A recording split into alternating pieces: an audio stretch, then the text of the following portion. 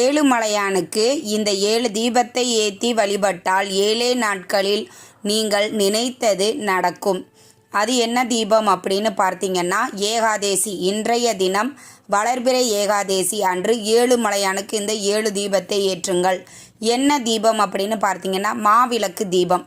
எல்லாருக்குமே தெரியும் மாவிளக்கு எப்படி செய்யணும்னு. அரிசி மாவு, வெல்லம், கொஞ்சம் பால், ஏலக்காய் தூள் இதெல்லாம் போட்டு நாம் விளக்கு வடிவில் சின்ன சின்னதாக நீங்கள் செஞ்சால் கூட போதும். 7 விளக்கு செஞ்சுக்கோங்க. அந்த மாவிளக்கு அதில் நெய் ஊற்றி பஞ்சுத்திரி போட்டு ஏகாதேசி தினத்தில் பெருமாளுக்கு இந்த தீபத்தை ஏற்றி வழிபட்டால் நீங்கள் என்ன நினச்சி இந்த தீபத்தை ஏற்றி வழிபாடு செய்கிறீர்களோ அது 7 நாட்களில் நிச்சயம் உங்களுக்கு நடைபெறும். நிறைய பேர் செஞ்சு பலன் அடைஞ்சிருக்காங்க.